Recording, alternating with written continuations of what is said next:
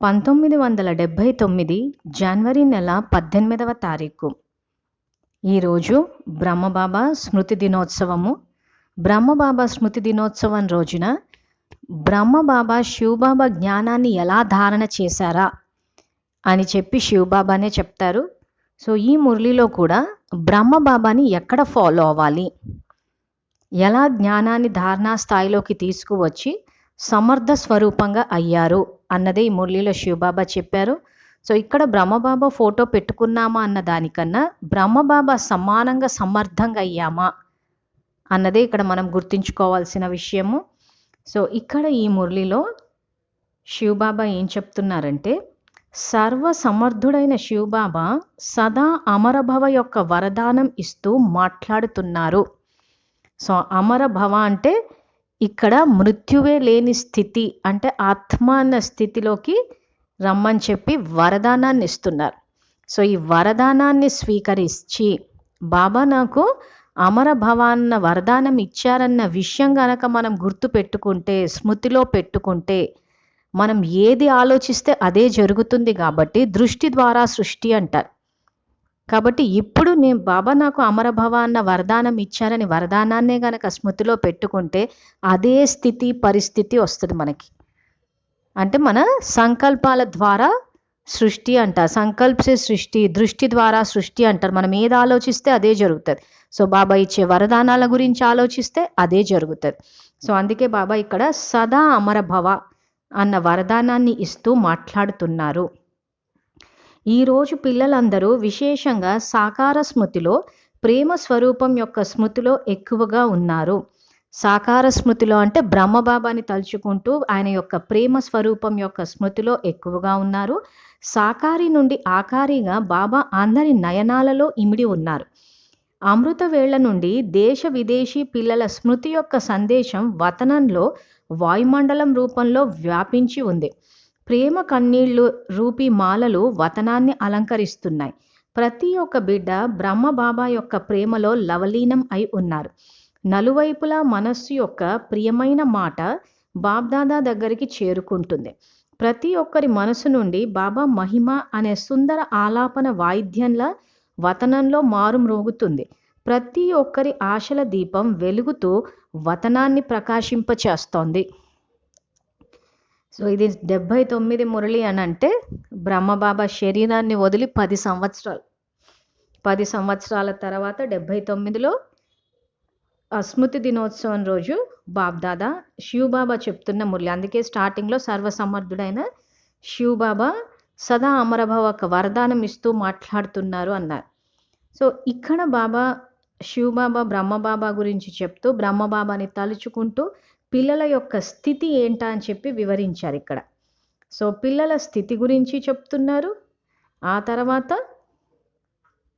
ఇక్కడ వతనంలో పిల్లల యొక్క ప్రియమైన మాట బాబ్దాదాకి చేరుకుంటుంది. మనస్సు యొక్క మాట, ఆలాపన ఇవన్నీ వివరిస్తూ తర్వాత ఏమంటున్నారంటే, బాబ్దాదా పిల్లల యొక్క స్నేహాన్ని చూసి నవ్వుకుంటున్నారు.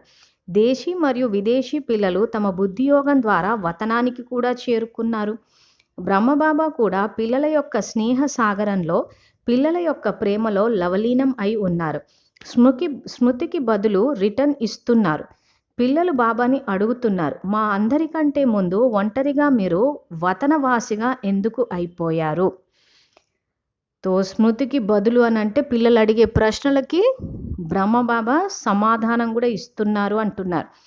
సో పిల్లల ప్రశ్న ఏంటంటే, మా అందరికంటే ముందు ఒంటరిగా మీరు వతనవాసిగా ఎందుకు అయిపోయారంటే, ఎందుకు శరీరం వదిలి అవ్యక్త వతనంలో, సూక్ష్మ వతనంలోకి ఎందుకు వెళ్ళారు అన్న పిల్లల ప్రశ్నకి ఎక్కువ మంది పిల్లలు స్నేహంతో ఇదే ప్రశ్న వస్తుంది. బాబా చెప్పారు, ఏ విధంగా అయితే ఆదిలో స్థాపనా కార్యార్థం నిమిత్తం ఒక్కరే అయ్యారు. భగవంతుని టెలిగ్రామ్ ఆదిలో ఒక్కరికే వచ్చింది. సేవార్థం సర్వస్వ త్యాగమూర్తిగా కూడా ఒంటరిగా ఒక్కరే అయ్యారు. దీనిని చూసి పిల్లలు తండ్రిని అనుసరించారు. త్యాగంలో, భాగ్యంలో కూడా బాబాయే మొదటి నంబర్ 1 నిమిత్తం అయ్యారు. అదేవిధంగా ఇప్పుడు అంతిమంలో కూడా పిల్లలను ఉన్నతంగా చేసేటందుకు లేదా అవ్యక్తంగా తయారు చేసేటందుకు బాబానే అవ్యక్త వతనవాసిగా చేయాల్సి వచ్చింది. సో సో ఇక్కడ పిల్లలు అడిగే ప్రశ్నకు బాబా ఇస్తున్న సమాధానం ఇది. ఏంటంటే మొదట్లో ఆదిలో స్థాపన కార్యం అప్పుడు కూడా బ్రహ్మబాబానే నిమిత్తం అయ్యారు. సేవార్థం కానీ సర్వస్వ త్యాగమూర్తిగా కూడా ఆయనే అయ్యారు. ఆయనే నంబర్ 1 అయ్యారు. అంటే సాకారంలో సేవలు ఎలా చేయాలన్న దానికి బ్రహ్మబాబాని సాకారంలో పెట్టి ఉదాహరణగా చూపించారు అక్కడ. ఆ తర్వాత నెక్స్ట్ స్టేజ్ ఏదైతే ఉందో ఫరిష్తా స్థితి, అవ్యక్త స్థితి, సో దానికి కూడా బ్రహ్మబాబాని ఇక్కడ ఉదాహరణగా చూపిస్తున్నారు. ఈ శివ పరమాత్మ జ్ఞానమురళి అన్న ఈ యూట్యూబ్ ఛానల్లో ఫాలో ఫాదర్ అని చెప్పి సపరేట్ ప్లేలిస్ట్ పెట్టాం. ఈ మురళీలన్నీ ఒకటి తర్వాత ఒకటి చూస్తే పూర్తి స్పష్టత వస్తుంది అసలు బ్రహ్మబాబాని ఎక్కడ ఫాలో అవ్వాలి అని చెప్పేసి. సో ఇది 10వ భాగం ఇది. సో ఇక్కడ బ్రహ్మబాబా అవ్యక్త వతనవాసిగా ఎందుకు అయ్యారు అని అంటే ఇక్కడ కర్మాతీత స్థితికి చేరారు. ఆ తర్వాత పిల్లలకు నెక్స్ట్ ఫరిష్తా స్థితి. సో ఇక్కడ ఒక చోట శివబాబా స్పష్టత ఏమిస్తారంటే బ్రహ్మబాబా శరీరం వదిలాక ఏ రకంగా అయితే ఫరిష్తా రూపానికి వచ్చినట్టు చూపిస్తున్నారో మన విషయానికి వచ్చేసరికి మనం శరీరంలో ఉండగా బుద్ధి ద్వారా చేయాలి. దాన్నే అంతర్వాహ శరీరం ద్వారా సేవ అని చెప్పి శివబాబా మనకి నేర్పించారు. సో మనం నేర్చుకుని ఇప్పుడు చేస్తున్నాం కూడా యోగం అది. సో ఇక్కడ ప్రాక్టికల్ ఉదాహరణ ఉండాలన్నట్టు అక్కడ బ్రహ్మబాబా వతనవాసి అయ్యారని చెప్పేసి ఇక్కడ చెప్తూ, సో పిల్లలు ఇక్కడ అవ్యక్తంగా తయారు చేసేటందుకు బాబానే అవ్యక్త వతనవాసిగా చేయాల్సి వచ్చింది. ఈ సాకార ప్రపంచం కంటే ఉన్నత స్థానమైన అవ్యక్త వతనాన్ని తనదిగా చేసుకున్నారు. ఇప్పుడు బాబా చెప్తున్నారు, బాబా సమానంగా స్వయాన్ని మరియు సేవను సంపన్నంగా చేయండి. సో ఇప్పుడు బ్రహ్మబాబాని ఎక్కడ ఫాలో అవ్వాలి? సో ఈ మురళి తర్వాత చివర్లో మనం మనన చింతన చేసి చేయాల్సిన సంకల్పాలు కూడా చెప్తాము. కాబట్టి విద్యార్థులు వీడియో ఆఖరి వరకు చూడండి. కానీ మురళి చదివేటప్పుడే ఇక్కడ బాబాని ఎక్కడ ఫాలో అవ్వాలి అన్నది కూడా నేను ఇక్కడే చెప్పేస్తాను. ఎందుకంటే విద్యార్థులు అందరూ ఫోటో దగ్గర ఆగిపోయారు. సో బ్రహ్మబాబా ఫోటో పెట్టుకుంటే బ్రహ్మకుమారి కుమారులు, బ్రహ్మబాబా ఫోటోలు పెట్టుకోకపోతే వంకర పార్టీలు అన్నట్టు అని ఒక ఏమంటారు ఒక అపోహలో బతుకుతున్నారు. సో ఇక్కడ మన లక్ష్యం ఏంటి? నరుడి నుండి నారాయణుడిగా అయ్యామా? అంతేగాని ఫోటో పెట్టుకుంటే బ్రహ్మకుమారులు అయిపోతారు, ఫోటో పెట్టుకోకపోతే ఇంకేదో అయిపోతారని కాదు. ఇక్కడ మనం నిజంగా బ్రహ్మకుమారి కుమారులం అయితే ఖచ్చితంగా బ్రహ్మబాబాని ఫాలో అవ్వాలి. ఎక్కడ ఫాలో అవ్వాలి? సో ఇప్పుడు ఈ మురళి ద్వారా మనం తెలుసుకుని ఇవన్నీ మనం బ్రహ్మబాబా సమానంగా చేస్తున్నామంటేనే మనం ఖచ్చితంగా చెప్పవచ్చు బ్రహ్మకుమారి కుమారులం అయ్యాము. లేదు ఊరికే ఫోటో పెట్టుకొని కూర్చున్నాము అని అంటే ఇంకా బ్రహ్మబాబా ఎక్కడో మనం ఎక్కడో. అసలు ఇంకా మనం అసలు బ్రాహ్మణులు కూడా కాలేదనుకోవాలి, ఇంకా అసలు ఫాలో అవ్వటం లేదు.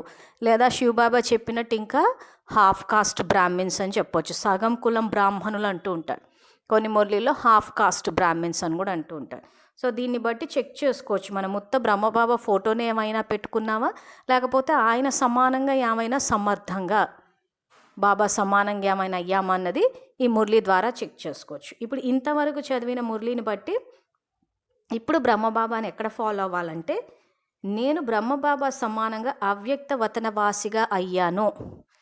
ఇప్పుడు ఈ పేజ్ నంబర్ 84లో బ్రహ్మబాబా ఎలా అయితే అవ్యక్త వతనవాసిగా అయ్యారో సో అదే చెప్తున్నారు ఇక్కడ. బాబా సమానంగా స్వయాన్ని మరియు సేవని సంపన్నంగా చేయండి, బాబా సమానంగా అవ్యక్త వతనవాసిగా అయిపోండి. ఇది శివబాబా మనకిచ్చిన సూచనలు, శ్రీమతం. సో ఇప్పుడు మనం ఏం చేయాలంటే ఇలాంటి సూచనలని మురళి చదివిన తర్వాత సెకండ్ స్టెప్, రెండవ స్టెప్ పైన ఏదైతే ఉందో విధి, బాబా చెప్పినది మనన చింతన. సో మనన చింతన చేసినప్పుడు ఏమవుతుందంటే ఆ విషయం మనకి గుర్తుండి సహజంగా మన కర్మలోకి వస్తుంది. సో ఇప్పుడు ఏమైపోయింది, ఒక హాఫ్ కాస్ట్ బ్రాహ్మిన్స్గా ఉండిపోయామంటే మురళి బ్రాహ్మణులుగా చదువుకుంటున్నాం. మురళి చదివిన తర్వాత ఏం చేయాలన్న చోటకు వచ్చేసరికి మళ్ళీ శూద్రలం అయిపోతున్నాం. సో కాబట్టి అందుకే బాబా హాఫ్ కాస్ట్ అంటూ ఉంటాడు. లేదా జ్ఞాని భక్తులు, ఈ బ్రహ్మబాబా ఏం చేశారు ఏంటని అని జ్ఞానుల్లాగా చదువుకోవడము, ఆ తర్వాత భక్తుల మాదిరి మళ్ళీ ఫోటోలు పెట్టుకుని పూజ చేసుకోవడం.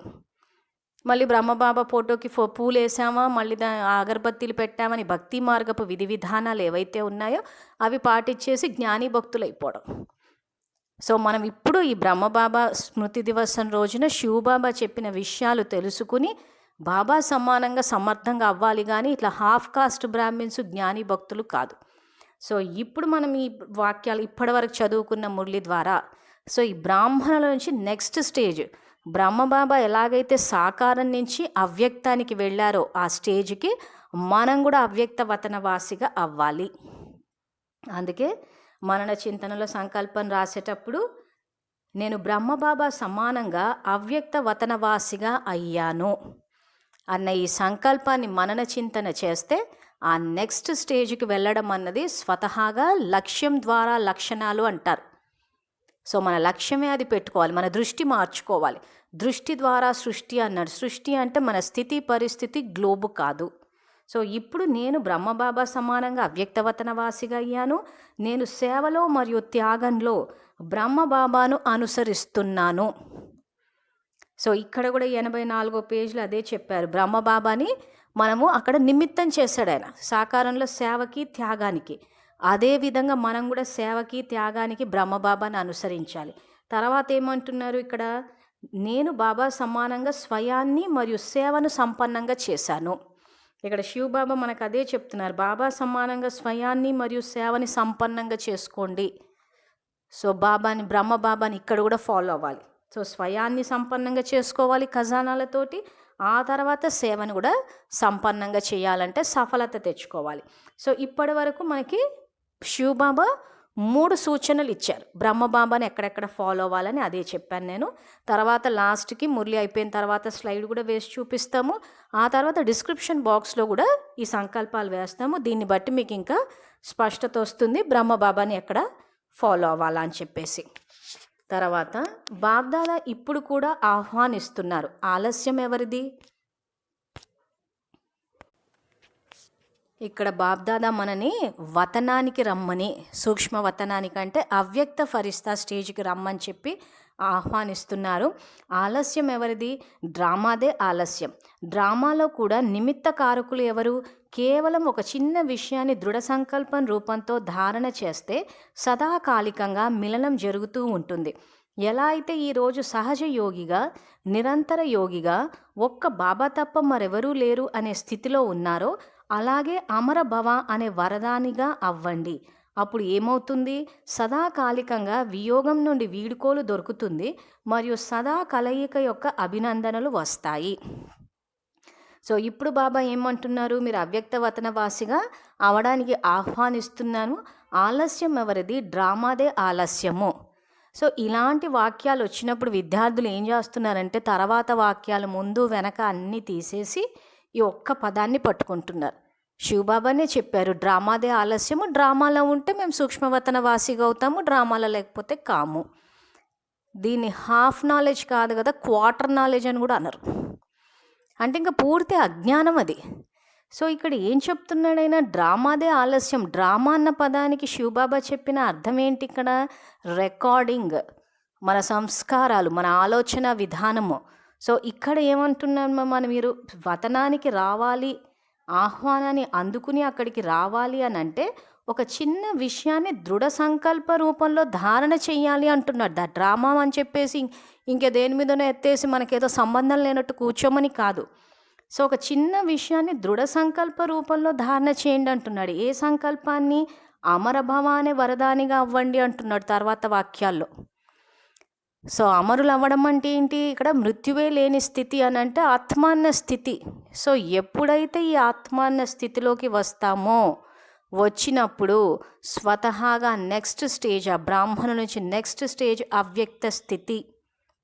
ఆ స్థితికి వచ్చేసి సూక్ష్మవతన వాసులుగా ఫరిష్తాలుగా సేవ చేస్తాం. ఇది ఇక్కడ బాబా ప్రాక్టికల్గా తెమ్మని చెప్పేది. సో బ్రహ్మబాబాని ఇక్కడ కూడా మనం ఫాలో అవ్వాలి. అందుకే మనన చింతన చేసేటప్పుడు ఈ పాయింట్ కూడా గుర్తుపెట్టుకోవాలి.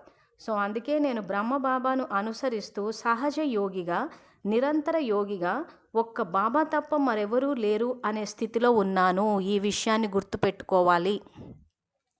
సో నిరంతర యోగులు, సహజ యోగులు అంటే దాని అర్థం అది ప్రాక్టికల్ లైఫ్లోకి ఎలా తీసుకొస్తారు అని అంటే ఇప్పుడు బాబా చెప్పినట్టు మనము అమరభవ అన్న వరదానాన్ని తీసుకుని నిరంతరం ఆత్మ అన్న స్థితిలో ఉన్నాము అంటే మన ద్వారా సమర్థ సంకల్పాలు, సమర్థ కర్మలు, ఆ తర్వాత మనలో ఉన్న శాంతి, ప్రేమ ఇవన్నీ సహజంగా వాయుమండలంలోకి వెళ్తుంటాయి. కాబట్టి నిరంతర యోగులవుతాం, సహజ యోగులం అవుతాం.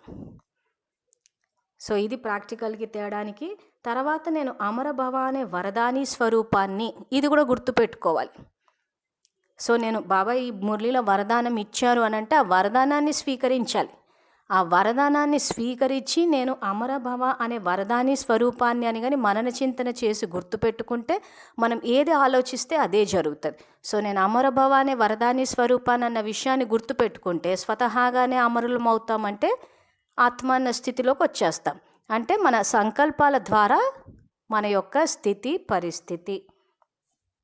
సో అందుకే ఇక్కడ బాబా ఏమంటున్నారంటే ఆ రకంగా గనక మీరు అమరభవ అనే వరదానిగా అవ్వండి.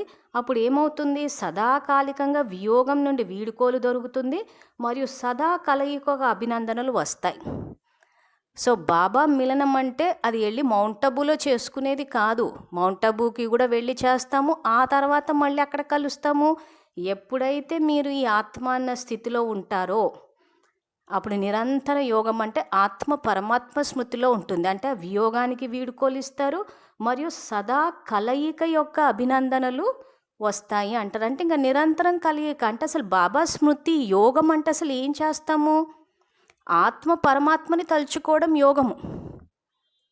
సో ఆ యోగంలో ఏం తలుచుకుంటాం, ఆయన రూపాన్ని, ఆయన మాటలని, ఆయన యొక్క కర్తవ్యాన్ని, ఇవి తలుచుకోవడం అన్నదే ఇక్కడ యోగం. సో ఇక్కడ మనకి ఈ రకంగా చేసినప్పుడు ఇప్పుడు మనం ఉదయమే లేచి కనుక వేణుగానాన్ని విన్నాం అనుకుందాం, అంటే మురళియే చదువుకుందాం అనుకుందాం. సో అది యోగం కిందికి వస్తుందా రాదా అంటే ఖచ్చితంగా యోగం కిందికే వస్తుంది. ఈ విషయం ఎందుకు చెప్తున్నామంటే చాలామంది విద్యార్థులు ఇప్పటికీ మాకు యోగం కుదరట్లేదు అంటున్నారు. అసలు సంకల్పం ద్వారా కనెక్ట్ అయితే 1 సెకండ్లో ఆత్మలోకి శక్తి వచ్చేస్తుంది. ఎందుకంటే చాలామంది మేము వతనానికి పోయి శక్తులు నింపుకుంటున్నాం అంటున్నారు. మరి ఆ శక్తి అంతా ఎక్కడికి వెళ్తోంది? శక్తి నింపడానికి ఆత్మలో ఎంత టైం పడుతుంది? 1 సెకండే. ఆ తర్వాత మనం యోగం చేసిన తర్వాత ఏం చేస్తున్నాము అన్నది చాలా ఇంపార్టెంట్. చాలామంది మేము యోగం చేస్తున్నాము, యోగానికి ఎంత సమయం ఇస్తున్నామని యోగం అని దాని గురించే ఆలోచిస్తున్నారే కానీ యోగం చేశాక ఏం చేస్తున్నాము అన్నది కూడా ఇంపార్టెంట్. ఎందుకంటే 1 సెకండ్లో ఆత్మలోకి శక్తి వస్తుంది. ఆ తర్వాత మనం అంతా కూర్చుని రోజంతా వ్యర్థం చేసుకుంటూ పోతే ఉన్న శక్తి అంతా పోతుంది. మనం ఆ శక్తిని ఇస్తూ పోతే కదా ఆ శక్తి అన్నది నిండుకుని మనం ఖజానాలతోటి నిండుగా ఉండి సంపన్నంగా అవుతాము. సో చాలా మటుకు విద్యార్థులు యోగం విషయంలో కన్ఫ్యూజ్ అయిపోతున్నారు. ఆ తర్వాత భక్తులు ఏదో నందిపై నుంచి శివుని చూస్తారంట అని చెప్పి బ్రహ్మబాబాని చూడాలని చెప్పి బ్రహ్మబాబా బ్రుకుటి మధ్యలో చూస్తూ ఉన్నాం అంటున్నారు. ఎందుకంటే బ్రహ్మబాబా ద్వారా శివబాబాని చూడాలి అని అంటున్నారు. ఎందుకంటే భక్తిలో నంది ద్వారా చూస్తున్నారంట. సో ఇక్కడ శివబాబా మనకిచ్చిన మహామంత్రం మన్మనాభవ, మీ మనసుని నా మీద స్థిరపరచండి అని శివబాబా చెప్తున్నారు. సో బ్రహ్మబాబా ఈరోజు సమర్థంగా అయ్యారు అని అంటే శివబాబాని స్మృతి చేయడం వల్ల.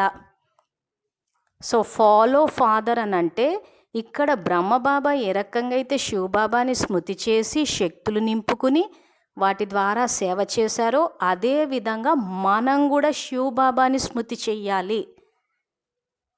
కర్మలో బ్రహ్మబాబా. సో ఏ విషయంలో బ్రహ్మబాబాని ఫాలో అవ్వాలి? ఇక్కడ అవ్యక్త ఫరిష్తా అవ్వడంలో బ్రహ్మబాబాని ఫాలో అవుతాం, నిరాకార స్థితిలో శివబాబాని ఫాలో అవుతాం. స్పష్టత అవసరం మనకి ఎక్కడ ఎవరిని ఫాలో అవ్వాలని చెప్పి. సో అందుకే అన్నాము శివ పరమాత్మ జ్ఞాన మురళిలో ఇప్పటికి 9 వీడియోలు చేశాం బ్రహ్మబాబా మీద. ఇది 10వ వీడియో, రాబోయే రోజుల్లో కూడా చేస్తాం. అవి చూస్తే స్పష్టత వస్తుంది. లేకపోతే ఊరికే బ్రహ్మబాబా భృగుటి మధ్యలో చూసుకుంటూ కూర్చుని మేము యోగం చేస్తున్నాము, మాకు స్థితి నిలబడట్లేదు, అలా భృగుటి మధ్యలో కూర్చుని అలా చూస్తూ ఉంటే ఎన్నో వ్యర్థ సంకల్పాలు వచ్చేసి అటు ఇటు మనసు వెళ్ళిపోయి మాకు యోగం కుదరట్లేదు అంటున్నారు. సో అలా బ్రహ్మబాబా భృకుటి మధ్యస్థానంలో చూడమని ఎక్కడ చెప్పాడు శివబాబా? సంకల్పం ద్వారా మీ మనస్సు ద్వారా స్మృతి చెయ్యండి అన్నాడు. సో శివబాబాని ఎవరినైనా స్మృతి చేసేటప్పుడు ఏం చేస్తాము? వాళ్ళ రూపము, వాళ్ళ మాటలు, వాళ్ళ కర్తవ్యము, వాళ్ళ గుణాలు ఇవే కదా ఆలోచిస్తాము. శివబాబా విషయంలో కూడా అదే చేస్తాం. కానీ రూపం విషయానికి వచ్చేసరికి అన్నిటికన్నా సుందరమైన రూపం అంటే శివబాబాదే. అందుకే సత్యం శివం సుందరం అన్నారు. ఆ తర్వాత మాటల విషయానికి వచ్చేసరికి లౌకికులు మాటలు మాట్లాడితే ఇక్కడ పరమాత్మని మహావాక్యాలు అన్నారు, వేణుగానం అన్నారు. అందుకే దీన్ని మురళి అన్నారు. తో అసలు ఆ వేణుగానం అన్నది వింటుంటేనే అతీంద్రియ సుఖంలోకి వెళ్ళిపోతాం. సో ఆ లెక్కన మురళి చదువుకుంటాము, ఆయన రూపాన్ని తలుచుకుంటాము, అందమైన రూపాన్ని చూస్తాము. ఆ తర్వాత ఆయన కర్తవ్యాన్ని ఏంటో అన్నది మన కర్తవ్యంగా తీసుకుని కలియుగి పర్వతాన్ని ఎత్తడానికి ఓవేళ ఇవంటే యజ్ఞంలో సంయోగం ఇస్తాం. ఇవన్నీ చేస్తున్నామంటే అది యోగస్థితి అనే అంటారు కదా. ఊరికి అలా కూర్చుని పాటలు వేసేసుకుని బ్రహ్మబాబా భృగుటి మధ్యలో చూస్తున్నాం, యోగం కుదరట్లేదు, స్థితి పెరగలేదు, అసలు జ్ఞానమే అర్థం కాలేదంటే కాదు మరి. ఎందుకంటే ముఖ్యంగా స్పష్టత అవసరం. శివబాబాని ఎక్కడ ఫాలో అవ్వాలి, బ్రహ్మబాబాని ఎక్కడ ఫాలో అవ్వాలి, స్మృతి చేసేటప్పుడు డైరెక్ట్గా శివబాబాకి కనెక్ట్ అవ్వాలి. అంతేగాని బ్రహ్మబాబా త్రూగా కాదు. మన్మనాభవ అంటే అక్కడ డైరెక్ట్గా సంకల్పం ద్వారా మనం పరంధామానికి వెళ్ళి శక్తులు తీసుకుంటున్నామంటే అక్కడ మరి శివబాబానే కదా ఉన్నది. సో కాబట్టి విద్యార్థులు ఒకసారి మురళి చదువుకోండి, వీడియోని కూడా మరీ రివైండ్ చేసి చూసుకోండి. ఇక్కడ స్మృతిలో ఆత్మ శివబాబాని స్మృతి చేస్తుంది, కర్మలో బ్రహ్మబాబా ఏం చేశారా అని చూసి దాన్ని ఫాలో చేస్తారు. సో అందుకే ఇక్కడ నెక్స్ట్ బ్రహ్మబాబాని ఎక్కడ ఫాలో అవ్వాలా అని చెప్పి శివబాబా ఏం చెప్తున్నారంటే, స్నేహ స్వరూపాన్ని సమాన స్వరూపంలోకి పరివర్తన చేసుకోండి. విద్యార్థులు పుస్తకాలు ఉన్న వాళ్ళందరూ అండర్లైన్ చేసుకోండి. ఎందుకంటే చాలామంది ఇక్కడే ఫెయిల్ అవుతున్నారు. అసలు బ్రహ్మబాబాని ఫాలోనే అవ్వట్లేదని చెప్పొచ్చు.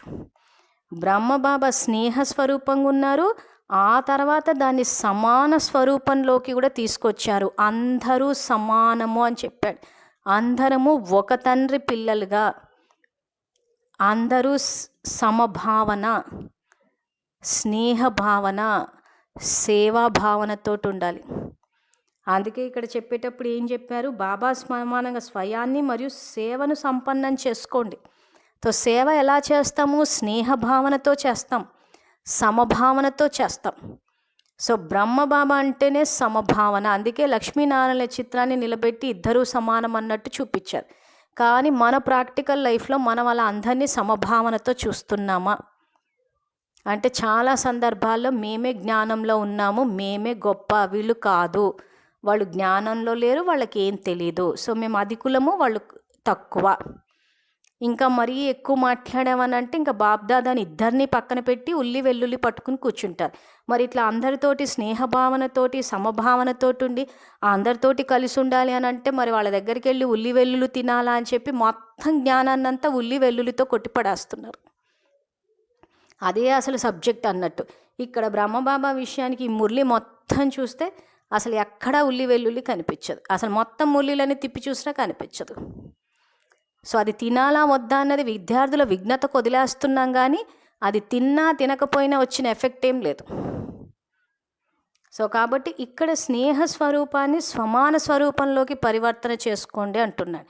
తర్వాత ఎలా అయితే ఏ ఆత్మతోనైనా స్నేహం ఉంటే ఆ స్నేహ స్వరూపం ఏమిటంటే, ఆ స్నేహితులకు ఏది ఇష్టమో అదే స్నేహం చేసేవారికి కూడా ఇష్టమవుతుంది.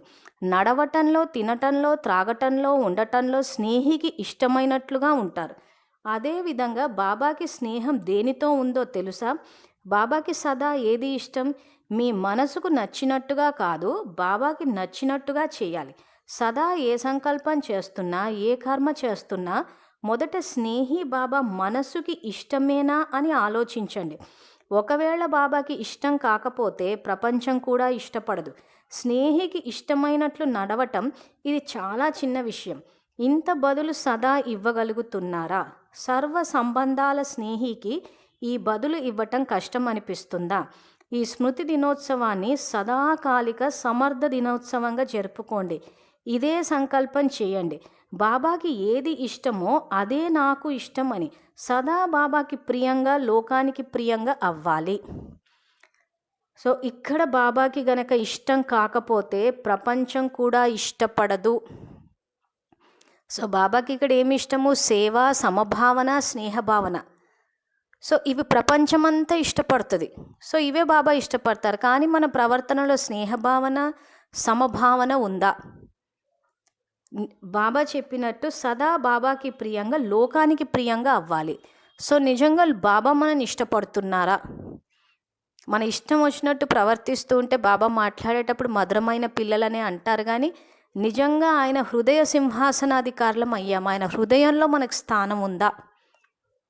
అవ్యక్త ఫరిష్తా అన్న మురళి గనక తీసి చూస్తే అందులో సంబంధాల ఫిలాసఫీలో బాబా ఏమంటారంటే, సంబంధాన్ని 100% గనక జోడించకపోతే ఆ సంబంధాన్ని స్వీకరించను అని ఉంది. సో ఇలాంటి శ్రీమతాలు కూడా తెలుసుకోవాలి. నిజంగా బాబా మన సంబంధాన్ని, మన ఊరికే బాబా బాబా అని అంటున్నాం, కానీ మరి మన సంబంధాన్ని స్వీకరించారా? ఆయన హృదయంలో మనకు స్థానం ఉందా అని చెక్ చేసుకోవాలి. ఆ తర్వాత లోకానికి ప్రియంగా, లోకం మనని ఇష్టపడుతోందా లేదా అసహించుకుంటున్నారా, వెలివేస్తున్నారా? వీళ్ళు సపరేట్ వర్గం అని చెప్పి మనల్ని ఏమైనా, మనము వాళ్ళు జ్ఞానంలో లేరని మనం వాళ్ళని వెలివేసామని అనుకుంటున్నామే, కానీ వాళ్ళే మనని వెలివేశారు. అందుకే ఈ మధ్య కొన్ని వీడియోల్లో చూస్తే గుళ్ళకు కూడా రానివ్వటం లేదు. వ్యతిరేకత వస్తుంది, వినడానికి కూడా ఇష్టపడంటే. అంటే లోకం ఇష్టపడటం లేదు మనం చెప్పేది. ఎందుకంటే మనము శివబాబా జ్ఞానాన్ని వ్యతిరేక దిశలో తీసుకొచ్చాం. అసలు స్నేహభావనతోటి, సమభావనతోటి అందరి దుఃఖాన్ని అర్థం చేసుకుని వాళ్ళ దుఃఖాన్ని తీసే ప్రయత్నం చేసి వాళ్ళ జీవితాల్లో సంతోషం అన్న ఖజానాని నింపి ఉండింటే ఇంత వ్యతిరేకత వచ్చి ఉండేది కాదు. ఎంత అందరి జీవితాల్లో మనం సంతోషాన్ని నింపి ఉంటే వాళ్ళు ఎంత ఇష్టపడి ఉండేవాళ్ళు మనని. సో కాబట్టి ఇవన్నీ ఆలోచించాల్సిన విషయాలు. ఈరోజు భక్తి మార్గంలో వైష్ణవ గుళ్ళలో ఎంతో పూజలు జరుగుతున్నాయి. సో వైష్ణవ గుళ్ళలో ఆ బ్రహ్మబాబాతో పాటు ఆ మిగిలిన 8 మంది మొత్తం విశ్వమహారాజులు ఎవరైతే ఉన్నారో వీళ్ళంతా భక్తి మార్గంలో పూజలు వైష్ణవ ఆలయాల్లో అందుకుంటున్నారు.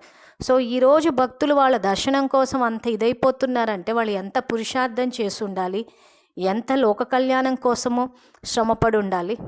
అందుకే భక్తులు ఇష్టపడుతున్నారు.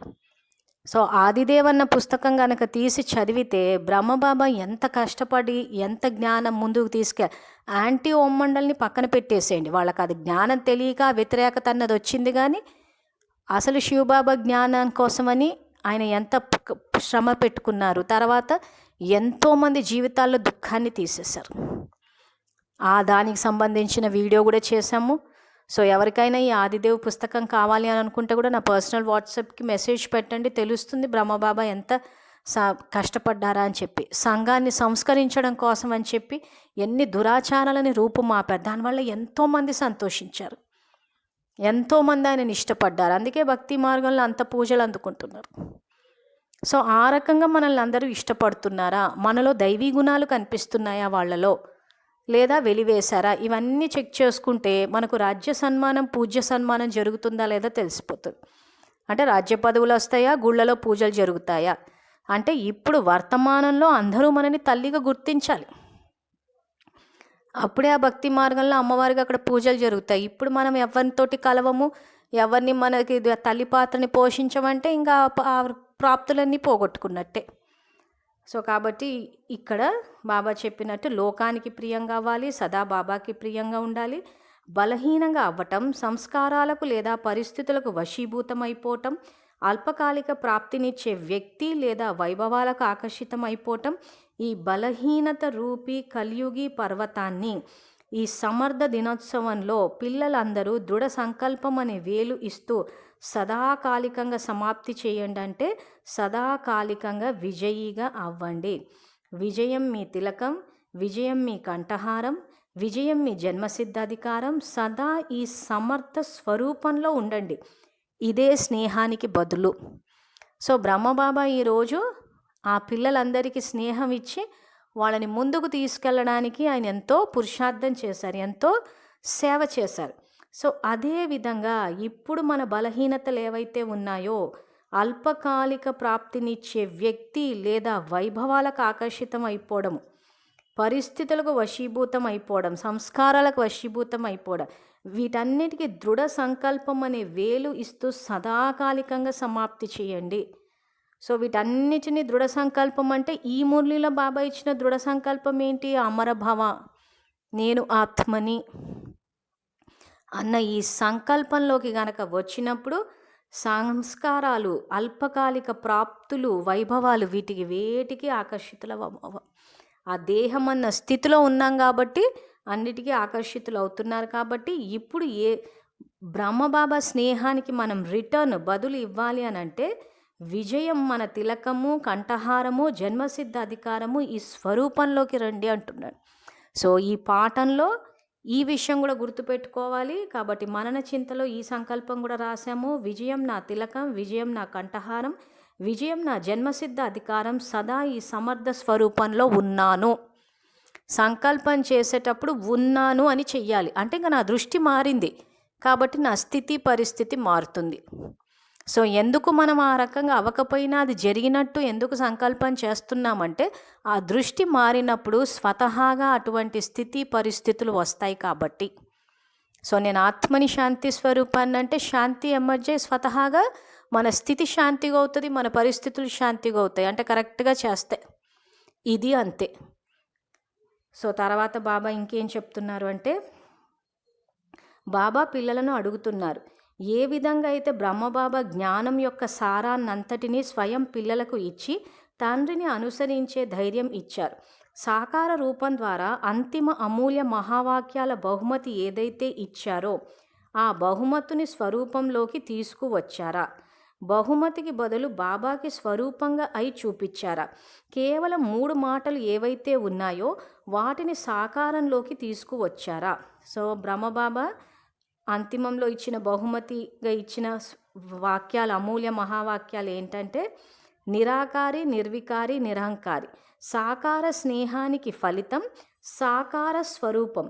ఈ 3 మాటల ద్వారానే బాబా కర్మాతీత స్థితిని పొందారు కనుక తండ్రిని అనుసరించండి.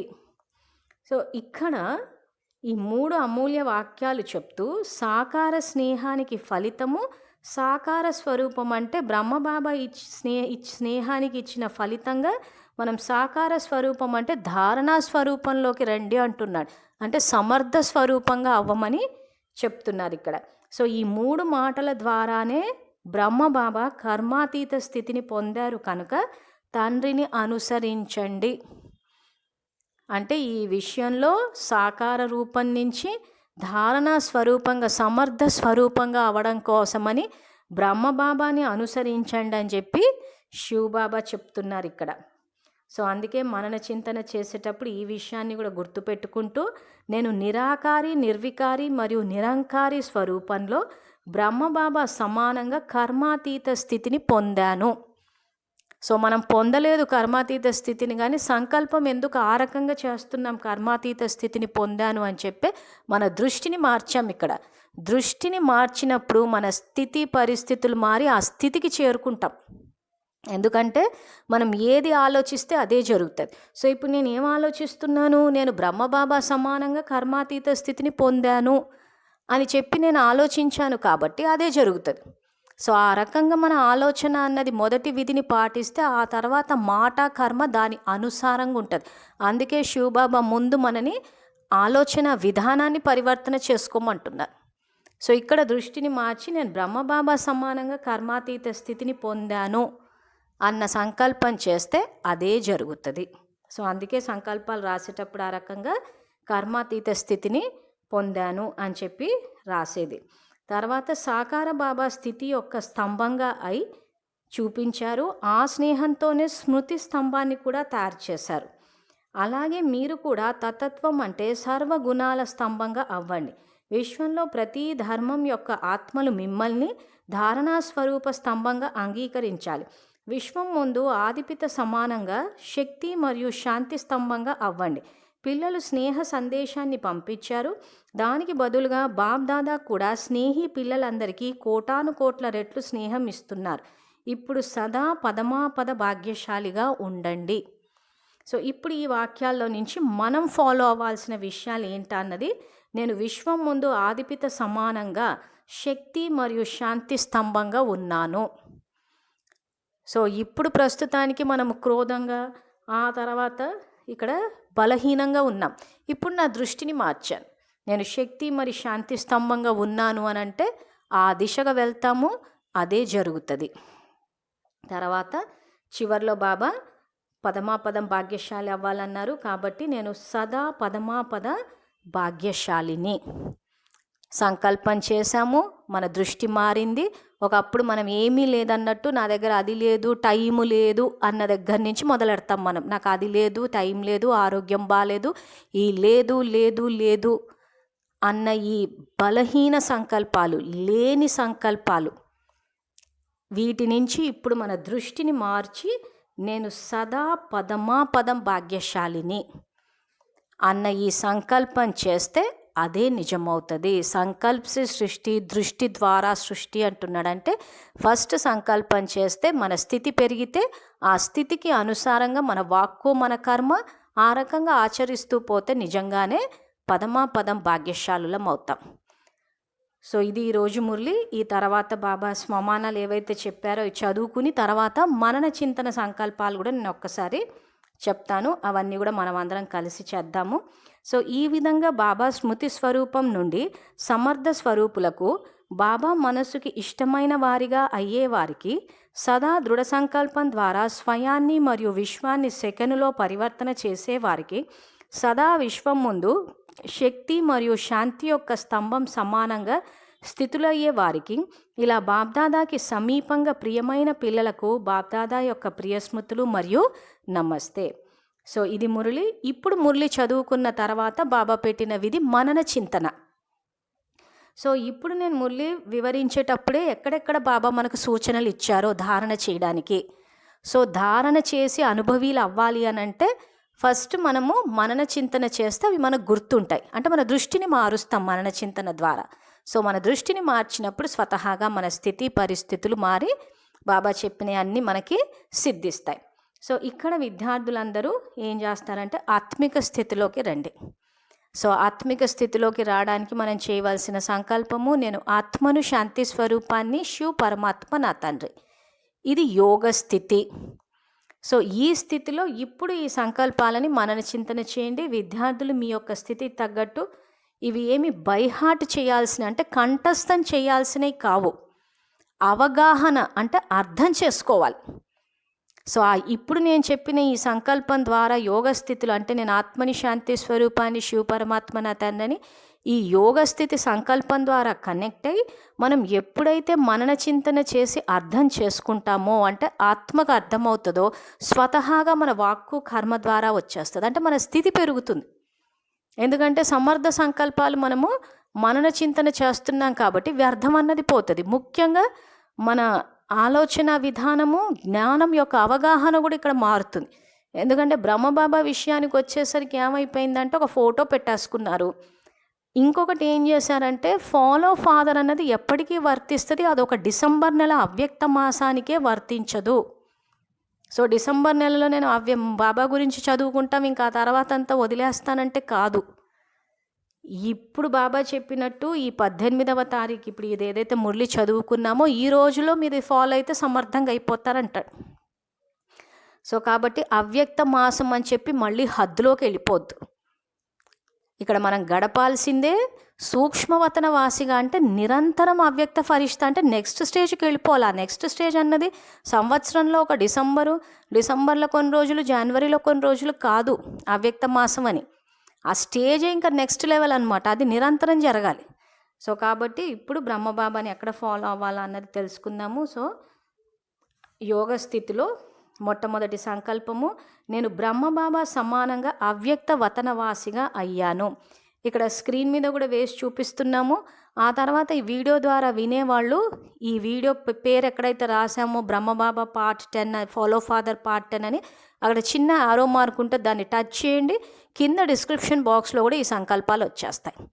సో వాటిని చూస్తూ కూడా మీరు మనన చింతన చేస్తే మీకు ఆ మురళీగానం యొక్క మాధుర్యము, ఆ స్వీట్నెస్ కూడా అనుభవంలోకి వస్తుంది. అతీంద్రియ సుఖం కూడా వేణుగానం ద్వారానే వచ్చేస్తుంది. సో దీన్ని యోగం అని అంటారు. అంటే ఆత్మ పరమాత్మ యొక్క వేణుగానాన్ని, పరమాత్మ ఇచ్చిన ఖజానాన్ని స్వీకరిస్తోంది. సో ఇప్పుడు మనం ఆ సంకల్పాలు ఏంటా అన్నది చేద్దాం. ఇక్కడ నేను బ్రహ్మబాబా సమానంగా అవ్యక్త వతనవాసిగా అయ్యాను. యోగ స్థితిలో చేయండి విద్యార్థులందరూ. నేను బ్రహ్మబాబా సమానంగా అవ్యక్త వతనవాసిగా అయ్యాను.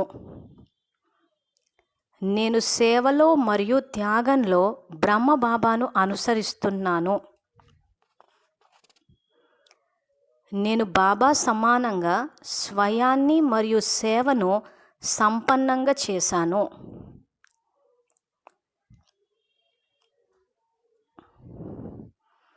నేను బ్రహ్మబాబాను అనుసరిస్తూ సహజ యోగిగా, నిరంతర యోగిగా, ఒక్క బాబా తప్ప మరెవరూ లేరు అనే స్థితిలో ఉన్నాను. నేను అమర భవ అనే వరదాని స్వరూపాన్ని. నేను అమర భవ అనే వరదాని స్వరూపాన్ని.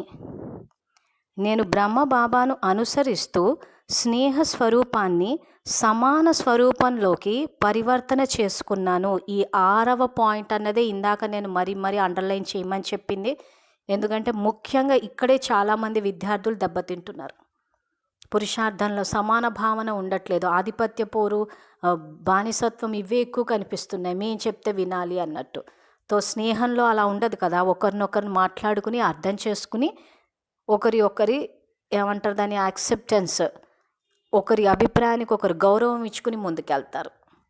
సో ఆ రకంగా బ్రహ్మబాబా ఏదైతే స్నేహభావాన్ని సమాన స్వరూపంలోకి పరివర్తన చేసుకున్నారు.